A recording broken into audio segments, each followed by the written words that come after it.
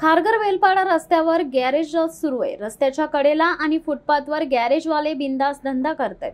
रस्ता पदपथ फुटपाथ सगळं व्यापलं गेलंय। पादचारी असोत वा वाहनधारक सर्वजण हैराण झालेत। सकाळ संध्याकाळ ऑफिसला जाणारे लोक वाहतूक कोंडीत अडकतायत।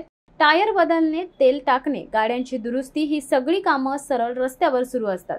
त्यामुळे रस्त्याचा अर्धा भाग बंद पडतोय आणि गाड्या तासनतास अडकतायत। स्थानिक नागरिक सांगतायत की यामागे एक मोठा मोहरक्या आहे। त्याच्या आशीर्वादानेच हा गॅरेज सुरू आहे। प्रशासन कधी येऊन कारवाई करतं, पण गॅरेजवाले दंड भरून पुन्हा उभे राहतात।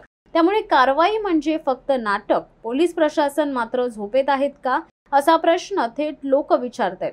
रोजचा त्रास, धूळ, धूर, कोंडी, गोंधळ हे सगळं सहन करायचंच नागरिकांनी आणि धंदा करायचा गॅरेजवाल्यांनी। खारघरकरांचा थेट सवाल, रस्ते आमच्यासाठी की गॅरेजवाल्यांसाठी?